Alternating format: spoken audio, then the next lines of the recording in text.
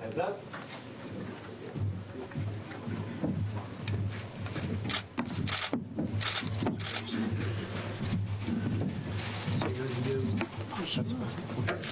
Félicitations, Mélanie. Bonjour tout le monde, bienvenue au Théâtre National. Good morning, everyone. Welcome to the National Press Gallery. Statement by Prime Minister Trudeau and then open up the floor to questions. S'il vous plaît, éteignez vos cellulaires et autres appareils. Please turn off your cell phones and other electronic devices. Mr. Trudeau. Bonjour tout le monde. Hello, everyone. Hello, everyone. Thank you all for joining us. Over the past few weeks, we've seen COVID-19 spread around the globe. Here in Canada, 93 cases have been reported, and on Monday, one person died. Before we go any further, I want to extend my sincere condolences to their family and friends. Our thoughts are with them as they navigate through this difficult time.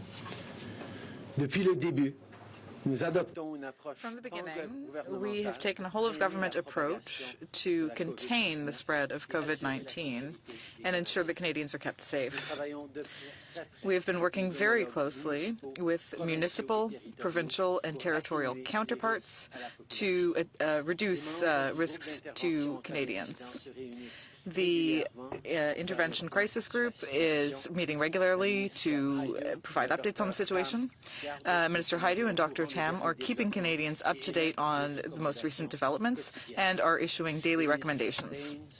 Ministers Baines, Joly, Morneau, and Ng are closely tracking the current and potential impacts of the virus on the various sectors of our economy. And Minister Champagne is working with international partners as well as the World Health Organization to contain the virus on a global scale. Uptick in the total number of cases around the globe, we took additional steps. Last week, we announced a special committee chaired by Deputy Prime Minister Freeland to manage the federal response to the outbreak. We've also put in place screening measures at airports. We've increased testing at the National Microbiology Laboratory. We've invested in research. We've bolstered support for health services in Indigenous communities. But the reality is that the number of people affected by the virus around the globe keeps climbing. Canada has been fortunate so far. We have not seen a drastic spike in the number of cases reported, but I know that people across the country are worried. Worried about their health, worried about their aging parents, worried about the kind of impact this virus could have on their job, on their business. Since day one, our government has been following the situation very closely. We have a responsibility to make sure Canada is ready for all scenarios, and we take that responsibility extremely seriously. That's why today we're announcing a comprehensive package to address the impacts of COVID-19 on our country and to keep Canadians safe. Our government will be creating a $1 billion COVID-19 response fund, which will provide money to the provinces and territories to deal with preparation and mitigation for the virus. I want all premiers and all Canadians to know our government is here for you. We will make sure you have everything you need. Notre gouvernement créera un fonds de lutte. Our government will be creating a fund to fight COVID-19, a fund worth $1 billion. It will provide funding to provinces and territories to help them prepare for any possibility and to mitigate risks to Canadians. To all provincial premiers and to all Canadians, Our government is there for you. We want to ensure that you have everything you need. The fund will provide $200 million to support the ongoing federal response to the virus, including more money for things like surgical masks and face shields, increased capacity for services to Indigenous people and other federal health care responsibilities, and for continued public education efforts to Canadians. It will also invest $275 million in additional funding for research and medical countermeasures, including vaccine development and support for clinical trials. On the economic front, our government understands the disruptive impact the virus is having on businesses and workers. That's why we will waive the mandatory one-week waiting period for employment insurance to kick in. We're also introducing, among other things, special measures under the work sharing program to help employers who fall on hard times due to COVID-19. Let me be clear. No one should have to worry about their job if they have to be quarantined. No employer should feel like they have to lay off a worker because of the virus. We can support you, and we will. Today's announcement is significant, but we are already preparing to do more if need be. Should businesses face a cash crunch in the short term, they can easily access credit to bridge to better times. We will work with our financing crown corporations through the Business Credit Availability Program to protect jobs and to be there for businesses. As we saw over the past few days, the outbreak is having an impact on the global economy. It's affecting supply chains, commodity prices, our oil and gas sector, tourism, and more. I know this is adding to people's anxieties. With a strong balance sheet and a resilient economy, Canada is well positioned to deal with these challenges. Canadians can count on us to provide them with the right kind of support as the situation progresses. En ce moment, currently, countries with more fragile health systems are at a greater risk of seeing the virus spread. That's why our government will also be giving $50 million to help countries that are particularly vulnerable. To fight COVID-19, Canada is taking a global approach. First of all, we're making additional investments to ensure that our healthcare systems and our healthcare workers are ready for anything. We are also working with our international partners to ensure that they have the resources they need to stop the virus from spreading locally and around the world. People are worried about what they're seeing on the nightly news and what it means for their community. We get it, and we're on it. We're working with our international partners to contain the virus. We're applying the lessons we learned during the SARS outbreak. We're making sure our healthcare systems are resilient. We are pulling out all the stops to make sure Canadians stay safe, healthy, and supported. Canada is among the best prepared countries in the world to respond to the situation we're facing. We will get through what comes next together. Encore une fois, merci d'être des nôtres. Once again, thank you for being here this morning, and I'd now be pleased to take questions. Alors, comme toujours, une question. So as always, one question and one follow-up. There are microphones being passed around, and we have 25 minutes, by the way, and a lot of names on the list, so let's try and be punctual. We'll start with Kevin Gallagher, CTV. Émilie Bergeron. And then Émilie Bergeron. Good morning. Thanks for taking our questions. So first, last week, of course, we had the $27 million for research, and now it seems that that number has grown by a large margin to $275 million. So perhaps explain why this new investment is needed and what it will be going towards. We recognize that this challenge is evolving, and it's a global challenge, and Canadian science and Canadian research are among the best in the world. That's why we're ensuring that the investments we're making in our science and research are going to respond to this challenge. But for more details, I'm happy to turn it over to Dr. Tam or Patty for Minister Hajdu. Patty's fine. Where the Patty's fine, research sir. is going. Thank you. We do call each other by our first names occasionally. So listen, as you know, we announced last week almost $30 million for research. But I will say that we had a volume of calls, a volume of responses from researchers across the country that were also excellent proposals. Amplifying our ability to fund those proposals at this time allows us to much more quickly generate the research that we need to understand, as the Prime Minister has indicated, how we can better contain the illness, how we can actually develop a vaccine that will be effective, and what kinds of treatments are effective with this particular disease. It's obviously a Canadian response in terms of research, but it contributes to the global community of researchers that are working so quickly to try and figure out how we manage this particular virus. Thank you. And as far as the now, I guess, no waiting time for EI. So how will that program roll out? I mean, will there have to be a diagnosis of COVID-19 or suspected case? I guess I'm really asking, how can you avoid people abusing this type of change to a very important government program? We have confidence in Canadians. We know that what is extremely important right now is every Canadian does their part to arrest the spread of this virus, to slow the infection curve that we're seeing elsewhere around the world. We know that by keeping a slower pace for the spread of the virus, we will avoid overburdening our healthcare systems and prevent more people from getting the illness. So we need to make sure that everyone is given the tools they need, whether it's figuring out how to stay home from work and work from home, working out with your boss on avoiding rush hour congestion times in public transit, whether it's making smart decisions around shaking fewer hands, washing your hands more often with soap and water, coughing to your elbow. These are things that will actually help Canada and the world fight the virus.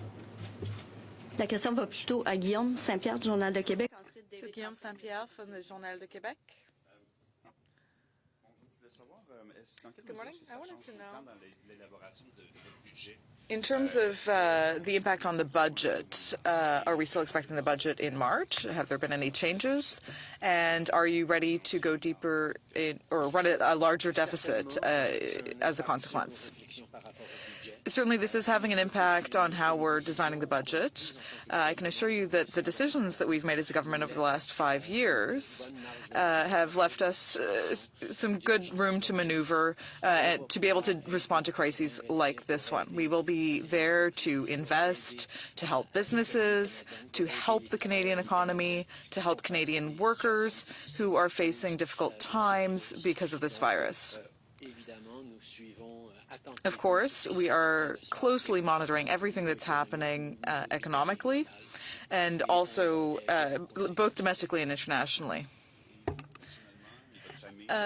Personally, have you and your family changed your habits, your behaviors at all? Absolutely, and I think everyone should adapt their behavior by washing their hands more often with soap, by coughing into their elbows, by avoiding handshakes as much as possible. So we can all make everyday choices in the workplace or at home that will help mitigate the spread of this virus. And I think it's important that people know that they can keep their families and communities safe by following those recommendations. David, ensuite Joël Denis, Bellavance de la Presse. Hi, Prime Minister. We've seen some projections from people doing modeling on the possible or probable rate of infection in the country, anywhere from 35% to 70%, depending on the range of public health mitigation measures. I'm sure the federal government has been running its own modeling. At this point, what is your sense of the most probable rate of infection in Canada? What should Canadians be prepared to deal with here? I will turn it over to Dr. Tan and the Health Minister for more specific answers on that. But I can tell you that there are a range of scenarios that we are facing, and the largest factor is actually Canadians' own behavior. We can, by making smart choices as citizens, to follow the instructions of Health Canada, to wash your hands more often, to cough into the crook of your elbow, to stay home and self-isolate if you're beginning to get symptoms of a coronavirus. We can slow down the spread of infection in Canada, and that will prevent from overburdening our healthcare system and allow this disease to be managed more effectively in a way that will have a lesser impact on Canadians' health and on the health of our economy as well. But I will turn to the experts. Dr. Tam, for perspective on this. Yes, thank you for the question. It is important to prepare for a range of different scenarios, but of course it's sensible to prepare for something worse than prepare for something that's mild. Right now, in Canada, throughout the public health system, people are trying to identify every case and their contacts in order to slow the spread of this virus into the country. That's a lot of work. But the work actually does matter.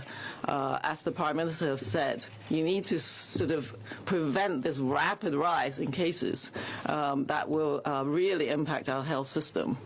And by these social distancing measures and people doing the right things, particularly staying home if you're sick, don't spread it to other people, really does make a difference. Protect those who might get the most severe illnesses, and then the message that we want to send out there, because that epidemic curve and the number of people who get seriously ill and go into your health system depends on all of us to protect those who may get more severe illness. So around the country, you're going to see different jurisdictions trying to protect their long-term care facilities or nursing homes in terms of setting up procedures. But it also means in individual families, you may have elderly parents or grandparents, and you may have people with underlying medical conditions. But I also want to say that the majority of cases, if we looked around the world, are actually in working age adults. And so business continuity and work planning using these scenarios are very important. But also to say that, of course, that's why the supports for people to do what local public health asks them to do is just so important. So at least from my perspective, the advantage of being in the Canadian system is that people will be supported to do what public health has asked them to do. But everyone actually can change the dynamic of that curve. So that's such an important message that I don't want people to lose sight of. Individual physicians can't do it. Public health units on their own can't do it. Everyone has to contribute. So just as a follow-up, based on that, do you have a probable percentage on the rate of infection that you're anticipating? And based on your forecasts, should Canadians anticipate large-scale restrictions on freedom of movement and travel within our borders the way we've seen in other countries? There are, of course, a range of scenarios that we are accounting for so that we're ready regardless of the eventualities. But at this point, our strongest recommendation is for Canadians to be involved in keeping themselves and their families safe, and that will slow the rate of propagation through our country. That is the strong recommendation we're making now. We've also put forward measures to support workers, to support businesses. We're supporting provinces with increased health transfers to be able to allow them to prepare, even in provinces and territories where there are no cases yet, to prepare their health systems to receive cases. We know there is much that we can do now, and we're doing it. We also need to prepare for eventualities, and that's also what we are doing. Denis, ensuite ce sera Tanda McCharles. Bonjour, Monsieur Trudeau. Good morning, Mr. Trudeau. Is the government considering closing its borders to any countries that have a lot of cases, like China or Italy, for example, to avoid having the virus spread? Well, our decisions are always based on expert recommendations. We chose not to close borders to China early on, and I think that we've seen that we have been able to restrict the spread of the virus in Canada over the last few weeks because we had the appropriate information and the appropriate measures in place to ensure people could take care of themselves and avoid or reduce the spread. We will continue to make decisions based on how the situation evolves. We're not closing the door to any decisions at this point, but any decision we make will be based on the recommendations of experts and the best scientific data that we have. You talked about you and your family changing your behavior. In the political sphere, do you plan to reduce political meetings, conventions, that sort of thing? And what about international summits like the G7 and the G20? Would they perhaps be held by teleconference instead of in person? Well, these are things that we are thinking about. I know that the House of Commons is thinking about behaviors that could be changed and considering whether we should take additional steps if the virus were to spread further. We are going to continue to make decisions based on the recommendations of Health Canada. And that's what really needs to be underlined here. It's important that businesses, individuals, conferences, and so on follow the recommendations of health professionals in order to stay safe and in order to keep communities and the country safe. There are choices that we can make, things that we can do every day to slow the spread of the virus, and we should all be open to doing that. Morning. Sorry. Donda. It's me? Oh, then it's Louis. Yeah, it's a mic situation. Makes sense. Thank you. Good morning. Could you tell us, Prime Minister, what you see as the potential impact in Canada of the spread of the disease in the United States? Since we share a landmass, we have open borders. What is your estimation? What's your perspective on the threat posed to Canada by the U.S. situation? Yeah. Obviously, our economies between Canada and the U.S. are deeply intertwined. The number of travelers across our border every day are in the many, many, many thousands, and therefore that is a real potential vector of transmission. But we need to know that there are many, many things being done both in Canada and the United States to slow the spread of this virus. We continue to engage extremely regularly with our counterparts in the United States to ensure that we're handling as best we can the spread of this virus. We will continue to monitor, to coordinate, to ensure that what we are doing has as minimal impact both on Canadians' health but also on the growth of our economy. Can you be more specific about what you have assessed as the impact currently to date over the last 2 months on the Canadian economy from the virus outbreak, including on the tourism and travel sectors? Okay. Obviously, there are slowdowns in the tourism sector. The recommendation not to take cruises has had an impact. There are many things. I spoke with the heads of some of our airlines yesterday to hear directly from them on some of the challenges. We've been reaching out to businesses and leaders across the country to get a better a better idea of the impacts and the potential impacts on our economy.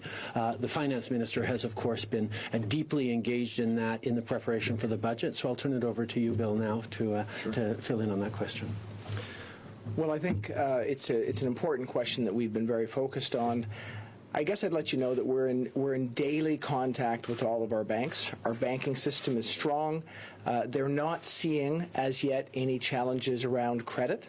But as the Prime Minister mentioned, we are preparing business credit availability, and that's an important measure that we used previously. It's expandable, so we're prepared for the eventuality.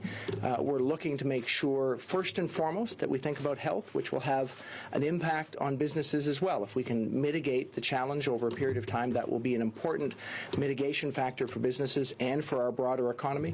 But we stand prepared with multiple measures in order to support businesses and to support people should the challenge be greater than it is today, which of course we expect in certain sectors. Merci. Louis et Ensuite, Paul Vieira du Wall Street Journal. Monsieur Trudeau, est-ce que vous allez suspendre l'arrivée Mr. Trudeau, will you be suspending the arrival of cruise ships in Canada given the high risk of contamination? And what factors would influence your decision on that? Well, the factors that influence our decision are basically the safety and health of Canadians. We are looking at a number of different steps that we could take. We know that the cruise ship season is starting shortly, and we will have to think about how to protect Canadians who may be taking those cruises, who may work on those cruise ships, but also the communities that may be affected by having those cruise ships at port. So that is something that we are thinking about, and we'll have more to say about it in coming days. Mr. Trudeau, have you yourself been screened for COVID-19?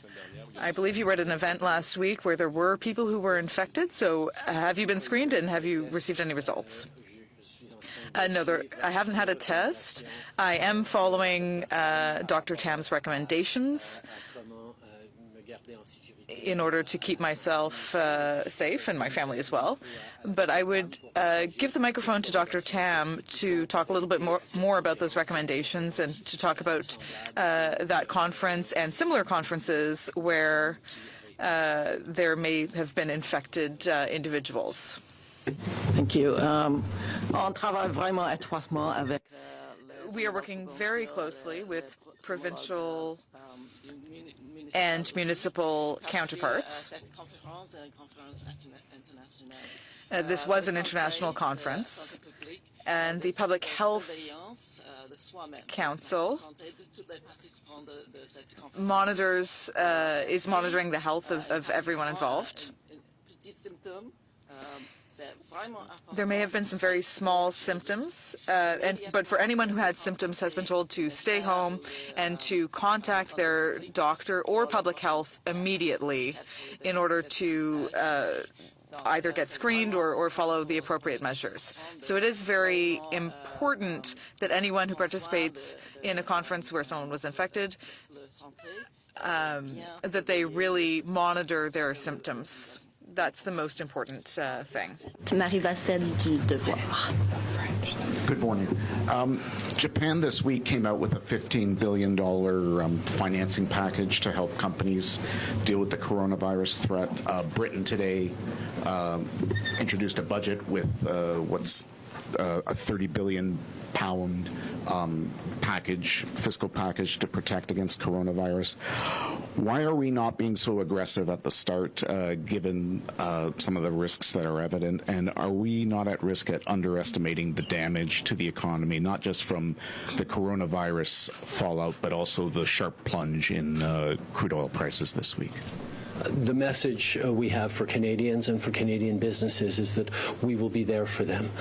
What we've put forward today are significant measures that will both support workers and businesses as they face challenges due to coronavirus's impact on the economy, but also measures that will keep Canadians safe. But as the Finance Minister has said, and as we will keep saying, we are ready to do more as the situation warrants it.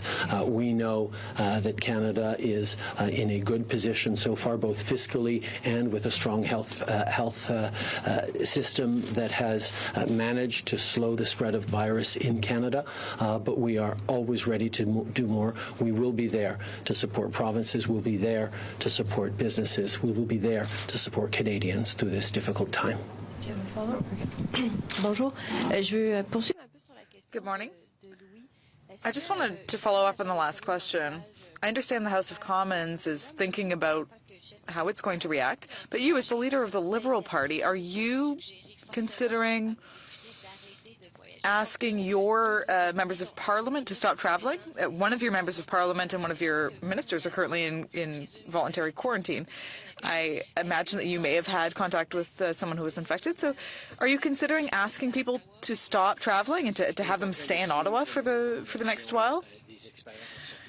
Currently, we are following the health professionals' recommendations. That applies to individuals, members of Parliament, and Parliament as a whole. I myself have been modifying my schedule in order to adapt travel plans so that I'm not interfering with any work that's being done on the ground. I know that we all, as individuals and organizations, need to follow those expert recommendations to ensure that Canadians' health is protected. And, of course, to minimize the economic impact as well. But could you, I mean, you said you were modifying your schedule. Are you canceling engagements? And a follow-up question for you or Mr. Morneau. Now, the money that goes to the provinces, is that proportional based on the size of the province, or is it based on need? Is that money being given right away, or are you waiting to assess the needs of the different provinces first? Well, in terms of my schedule, we will keep you updated if we have any things to announce, but there have been some changes to my schedule for the coming week. In terms of funding for the provinces, we have announced $500 million in health transfers to the provinces, and that money will be dispersed according to the normal proportions. Environ, on va passer à David. We have about 5 minutes left. We'll take David Aiken from Global News and then Raymond Fillon from TVA. Good morning, Prime Minister. The premiers arrive at the end of the week, and I know that on the agenda is discussion about fiscal stabilization. We heard Premier Kenney earlier in the week ask for lifting retroactively of the cap on fiscal stabilization. So as you sit down with him, what's the argument against that, or what are the factors from your perspective on lifting that cap? I'm looking forward to sitting down with the premiers tomorrow to talk about a wide range of issues that affect Canadians right across the country. The coronavirus will, of course, be a prime element of discussion, both in how we're ensuring we're going to keep Canadians safe, how the federal government will be there to support the provinces and their health systems as they tackle this challenge. But we will also talk about the impact on the economy, on workers right across the country. The oil and gas sector is being particularly hard hit right now with the drop in global oil prices. So we will be discussing with Premiers Kenney, Moe, and Ball the impact on our oil-producing provinces and how we can ensure that we are supporting families who are facing difficult times. And just following up an issue you've touched on, recognizing Dr. Tam has said it's up to us as Canadians to keep ourselves safe, our families safe. As we talk about this flatten the curve hashtag, have you talked about when is the time that there may have to be some mandatory restrictions on the freedoms Canadians take? Is that your job, or is that the provincial health authorities will impose those mandatory restrictions? Well, it's not about time. It's about the situation and the facts on the ground. We will closely monitor what is needed to be done to keep Canadians safe. We, of course, will focus on voluntary measures, on encouraging Canadians to follow the advice of their health professionals, to look at their own lives and how they can make small changes that will keep them and their families safe alongside keeping their communities safe. We recognize that Canadians have been through health challenges before. We remember well the SARS crisis, and Canadians have demonstrated an ability and a respect for health professionals and an ability to follow their recommendations that have kept us safe in the past and will keep us safe now going into the future. So while we are prepared for a wide range of scenarios, we will focus right now on what needs to be done now and endeavor to make sure that that is enough, that we don't have to take future steps. Bonjour. Good morning. A lot of Canadians are wondering how serious the situation is. How would you qualify the situation? Well, I think that this is a serious situation. I think that Canadians need to be aware of what they can do to help protect their families and the health of their neighbors. We all have a role to play. I think, there is reason for concern if you look at what's happening around the world, in Italy, China, Iran, and elsewhere. Certainly, there are concerns on the impact of those citizens. and the impact on Canadians and the economy and jobs and so on. But we've been very lucky in Canada because we are in a position where we can protect the health of our own families and our fellow citizens by changing our behavior.